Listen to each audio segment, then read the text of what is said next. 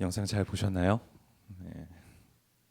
영상에서 보았듯이 갓 태어난 아이를 낳은 요셉과 마리아는 아이를 바라보면서 깊은 생각에 잠기게 되는 것이죠. 이 아이가 태어난 이유와 성장해서 성인이 되었을 때에 어떠한 일을 불 켜주셔도 됩니다. 어떠한 일을 하게 될지 이미 다 알고 있는 듯 아이를 바라보며 의미심장한 표정을 짓는 영상을 우리가 보았습니다. 요셉과 마리아는 어떤 기분이었을까요? 자신의 아이가 태어나서 무엇을 어떻게 성장해 나가야 될지 알고 있었던 이 부모님의 마음이 어떠했었을까? 그렇다면 우리가 생각하는 자녀는 어떠한 모습입니까? 한 5, 6세가 되면 그렇죠? 기본 영어를 시작하고 초등학교 들어가기 전에 이미 초등, 국어, 영어, 수학을 완벽하게 끝낸 후에 중학교에 들어가면 평균 95점 이상의 성적을 내고 고등학교에 들어가면 어때? 내신 3등급 이상을 맞아야 하고 고등학교를 졸업해서 그 누구도 이름만 대면 다 아는 좋은 대학교, 좋은 학과에 들어가서 졸업한 후에 대기업에 취업을 하고요. 남부러울 며느리와 아들을 사위를 맞이해서 결혼 생활에서 행복하게 살아가야 하는 아들, 그리고 덧붙여서 부모님에게 월 한 100만 원씩 용돈을 줄 수 있는 이러한 자녀로 성장하기를 우리는 바라고 있지 않습니까? 그런데 어때요? 시간이 지나다 보니까 이 모든 것이 헛되고 헛되었음을 우리가 깨닫게 되다라는 것이죠. 저도 자녀를 키우고 있지만 제 윗세대 어른들, 그다음에 저와 비슷하게 자녀를 키우고 계신 분들, 또 앞으로 또 우리의 자녀들을 어린 아이들을 키워야 될 부모님들, 헛되고 헛되니 모든 것이 헛되었다라는 것을 깨닫게 됐을 때 우리의 마음은 어떨까요? 만약에 우리의 자녀가 무엇을 하게 될지 알고 있다면 어떠실 것 같습니까? 아니면 우리의 자녀의 미래가 만약에 정해져 있다라면 어떨 것 같아요? 만약에 한석이가 자꾸 제가 설교 때마다 한석이를 제가 얘기하는데 한석이가 목사가 되어야 할 운명이 만약에 정해져 있다라면 권사님 표정이 안 좋아지시네. 우리는 아이에게 이렇게 만약에 자녀를 위해서 우리가 이렇게 기도하지 않습니까? 솔로몬과 같은 지혜를 주시고부터 시작해가지고 성경에 나타나는 많은 수많은 인물들을 담게 해주시며 마지막으로 뭐예요? 예수님과 같이 자라는 아이가 되게 해달라고 우리는 기도하고 있잖아요. 그렇다면 우리 아이들의 모습은 지금 어떤 모습으로 성장해 나가야 돼요? 목회자나 신학과 관련된 직분을 다 가져야 되는 것이죠. 오늘 예수님의 탄생을 바라보는 우리의 마음은 어때야 할까 한번 생각해 보았으면 좋겠습니까? 저도 어렸을 적에 참 성탄절이 너무나 즐겁고 행복했어요. 예수님이 막 탄생하셨다라는 막 그 설레임 때문에 어렸을 적에 너무 행복했어요. 근데 이러한 설레임과 행복함을 덧입혀 주었던 게 하나가 성탄절 24일이 되면 막 교회에 모여서 함께 막 축하 파티하고 25일에 막 새벽송도 들고 막 이러한 것들이 너무나 설레이고 행복했다라는 것이죠. 근데 그 중심에는 누가 있었냐면 예수님이 계셨다라는 거예요. 어느 날부턴가 성탄절이 되면 어때요? 가족이 무엇인가를 해야 하는, 기념이 될 만한 무엇인가를 해야 되고요.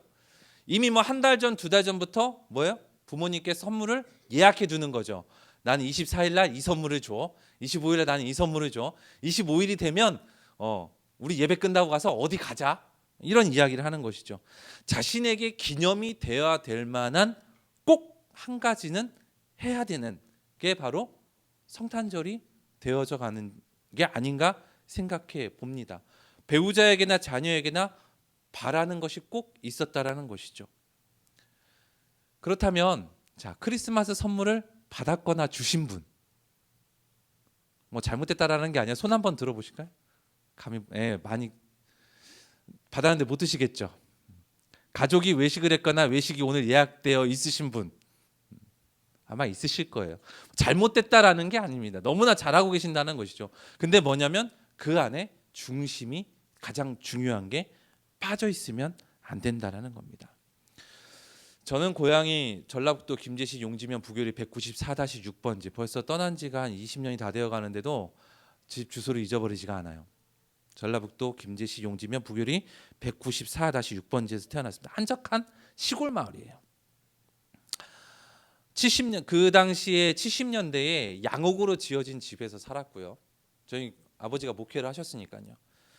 빨간 벽돌로 지어진 본당 건물과 교육관 건물이 있고 옛말로 말하면 신장로 옆에 있는 외딴 집이었어요. 사방을 둘러보아도 농가 밭밖에 없었죠.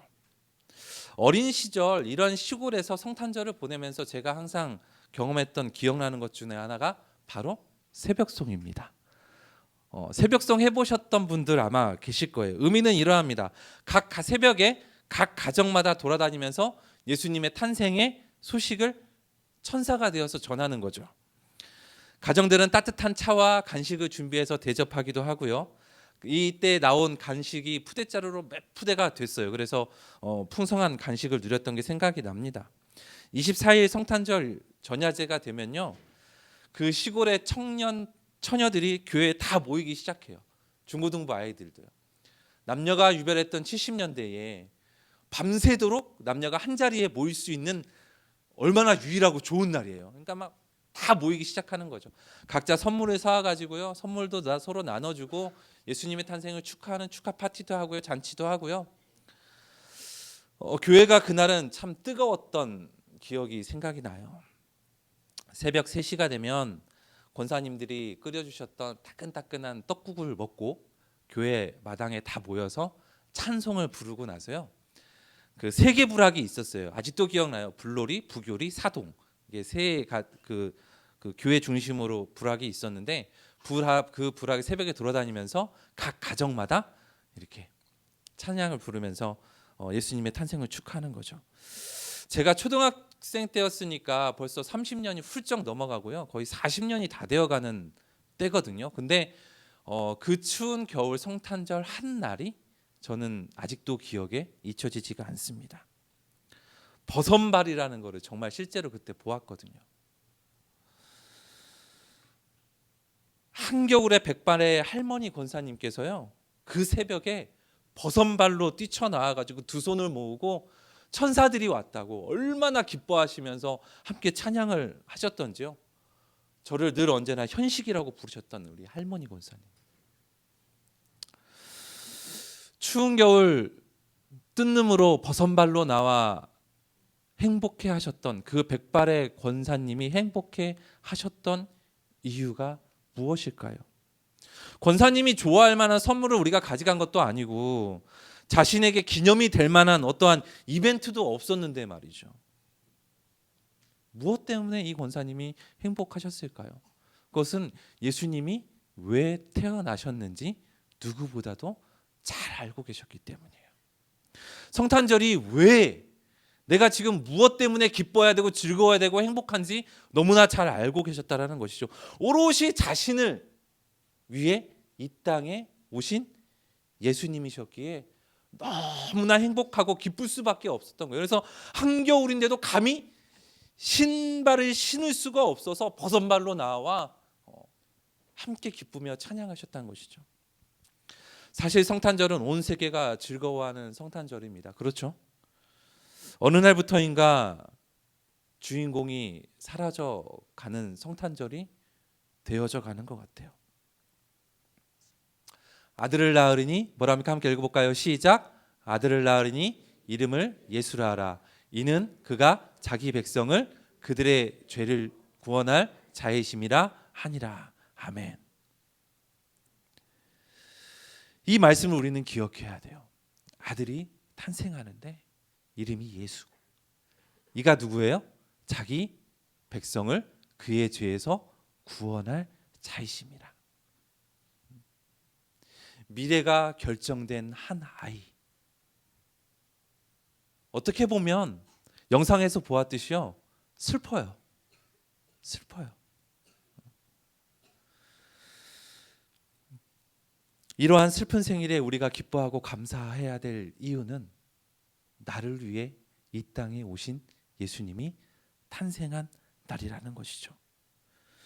그러므로 우리는 버선발로 나아가서 천사들의 찬양을 듣고 기뻐하셨던 그러한 백발의 권사님의 모습처럼 우리가 잊고 지내왔던 이 성탄절의 의미를 다시 알고 우리들의 자녀에게 가르쳐 주어야 해요. 어제도 그러더군요. 자꾸 우리 자녀들을 제가 이렇게 디스해서 미안한데 우리 24일인데 어디 안 가? 스타필드 갈까? 영화 볼까? 나 선물 없어? 한 달 전부터 이야기하는 거죠. 그래서 제가 어제도 이야기를 했어요. 생일은 네가 아니잖아. 그래서 어제 조촐하게 집에서 나홀로 집에를 보며 팝콘을 먹었습니다. 예수님이 탄생은 이미 오래전부터 선지자를 통해 예언했던 말씀이 이제 현실로 드러난 사건이죠. 한 아이의 울음소리에 구속의 역사가 시작이 되는 알림이었다라는 거예요. 성경은 예수님을 향해 이렇게 표현하고 있습니다. 죄에서 구원할 자. 오늘 우리가 읽은 말씀 중에 나타나죠. 우리와 함께 계시는 분이라고 이야기해요. 요한복음 1장 29절에는요. 세상 죄를 지고 가는 하나님의 어린 양이라고 이야기하고 있어요. 장차 커서 스카이를 가는 게 아니죠. 왕이 되는 게 아니죠. 세상을 통치하고 다스리고 뒤엎고 어떤 이 유대인들이 그 당시 이스라엘 백성들이 기대하고 있었던 그런 일분이 아니었다라는 거예요. 이사야 선지자는요. 이는 다시 한번 읽어볼까요? 시작. 이는 한 아이가 우리에게 낳고 한 아들을 우리에게 주신 바 되었는데 그 어깨에는 정사를 메었고 그의 이름은 기모자라 모사라 전능하신 하나님이라 영존하시는 아버지라 평강의 왕이라 할 것입니다. 세번역 성경에서는요 이렇게 얘기합니다. 한 아이가 우리를 위해 태어났다. 우리가 한 아들을 모셨다. 그는 우리의 통치자가 될 것이며 그의 이름은 놀라우신 조언자, 전능하신 하나님, 영존하시는 아버지, 평화의 왕이라고 불릴 것이다 라고 성경은 이야기하고 있습니다. 그렇다면 우리는 이제 이 성탄을 어떻게 알아야 될 것인가? 성탄을 어떻게 바라봐야 될 것인가요? 우리의 자녀에게 무엇을 가르쳐야 될 것인가요? 아까 앞서 말씀드렸지만요. 우리의 자녀의 미래가 결정돼 있다라면 저는 사실 어렸을 때 꿈이 그거였어요. 돈 많은 장로가 되는 게 꿈이었습니다. 그래서 목사님 힘들게 하는 사람들 막 혼내주려고요. 농담인데 웃질 않으시네요. 참된 성탄의 의미를 우리가 안다라면 예수님의 태어나신 의미를 우리가 안다라면요. 우리는 이제 그 예수 그리스도를 우리의 마음 가운데 모셔야 합니다. 그리고 우리의 삶을 통치하시도록 우리의 삶을 그에게 맡겨야 된다라는 것이죠. 그는 우리의 최고의 카운슬러이시며 능치 못함 없으신 조력자이세요. 우리와 영원히 함께 하시는 분입니다. 모든 회복의 시작이 바로 오늘 이 시간부터라는 것이죠. 풍성한 성도 여러분, 언제나 그랬듯 성탄절은 참 행복한 날이에요.